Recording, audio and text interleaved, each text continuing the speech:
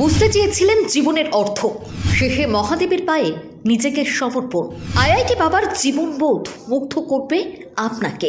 মহাকাশ বিজ্ঞানের জগৎ থেকে মহাকুম্ভে কি করে এসে পড়লেন সন্ন্যাসী? বিলাসিতা ছেড়ে কেন এই পথ বেছে নিলেন তিনি? নিজের মুখেই সেই উত্তর দিলেন আইআইটি বাবা। আচ্ছা, আইআইটি পড়তে গেলে ঠিক কতটা মেধা থাকা প্রয়োজন? এই প্রশ্নের উত্তরটা বোধহয় খুব একটা কঠিন নয়।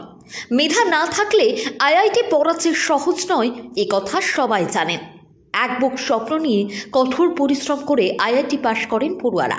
তারপর একটা ভালো চাকরি, বিলাসিতায় মোড়া স্বাচ্ছন্দ্যের জীবন। সাধারণত এমনটাই চেয়ে থাকেন সকলে, কিন্তু বস্তু নির্ভর হাতছানি কাটিয়ে আধ্যাত্মিকতার প্রতি নিজেকে সঁপে দেওয়া কি এতটাই সহজ? এই প্রশ্নের উত্তর খুঁজতে গেলে হাতড়ে বেড়াতে হবে অতুল গভীরে। এই প্রশ্নের উত্তর খুঁজে পাওয়া যেমন কঠিন, তেমন এই পথ বেছে নেওয়া একেবারেই সহজ নয়। তাই তো মহাকুম্ভে আগত আইআইটি বাবার নজর কেড়েছেন সকলের।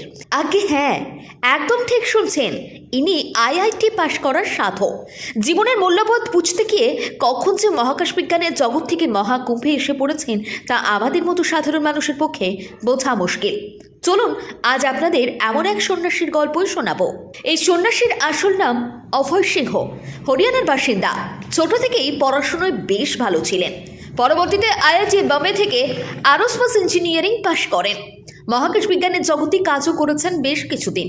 পরবর্তীতে ডিজাইনিং নিয়ে স্নাতকোত্তর স্তরের পড়াশোনা সম্পূর্ণ করেন। পদার্থবিজ্ঞান পড়াতেন ছাত্রছাত্রীদের। ছবি তোলাও বেশ পছন্দ ছিল। পরবর্তীতে দর্শনের শিক্ষার দিকে ঝোঁকেন। মাঝে বেশ কিছুদিন কানাডাতেও বসবাস করেছেন। কিন্তু এত কিছুর পরেও শেষে কিনা সন্ন্যাসী হয়ে উঠলেন। এই যাত্রা অবশ্য মোটেও সহজ ছিল না। কিন্তু এত শিক্ষিত হয়েও, এত সুযোগ থাকা সত্ত্বেও সাধনার পথ কেন বেছে নিলেন অভয়? এখন অবশ্য অভয় নন, তিনি অন্য নামে পরিচিত। আধ্যাত্মিকতার জগতে প্রবেশের পর নয়া নাম হয়েছে মাসানি গোরখ, কখনো কখনো রাঘব। জগদীশ নামও ধারণ করেন। মহাদেবের চরণে নিবেদিত তার প্রাণ। জগৎ সংসারের মোহ মায়া ত্যাগ করে বেছে নিয়েছেন সাধনার পথ। মহাদেবের প্রতি নিজের জীবন উৎসর্গ করেছেন। আসলে জীবনে এত কিছু পেয়েও শান্তি খুঁজে পাচ্ছিলেন না কোনো কিছুতে। জীবনে কিছুতেই স্থিরতা ছিল না। শেষে অতিমার এই জীবনকে অন্যভাবে দেখতে শেখায় তাকে। জীবনের অর্থ খুঁজতে শুরু করেন তিনি।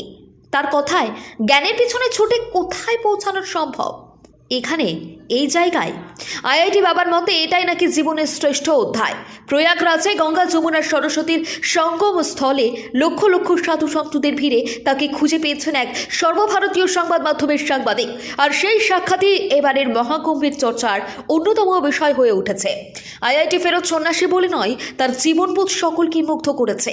সাংবাদিকের প্রশ্নের উত্তরে আইআইটি বাবা বলেন, জীবনকে বুঝতে হলে নিজের মনকে বুঝতে হবে, আধ্যাত্মিকতার মাধ্যমেই বুঝতে হবে। লোকে কি ভাবলেও তার পরোয়া করেন না বলেও জানান সন্ন্যাসী। তার সাক্ষাৎকারের ভিডিওটি ভাইরাল হয়ে গিয়েছে সোশ্যাল মিডিয়ায়। নেটিজেনদের অনেকেই তার প্রশংসা করেছেন। তাদের মতে ব্রহ্মাণ্ডের সব জ্ঞানের প্রাপ্তি ঘটলেও শূন্যতা কাটিয়ে ওঠা যায় না, তাই সবকিছু শেষ সেই মহাদেব, চিরসত্য। ওই সন্ন্যাসী সেই চিরসত্যকেই তুলে ধরেছেন বলে মত নেটিজেনদের। Report, Bengal live.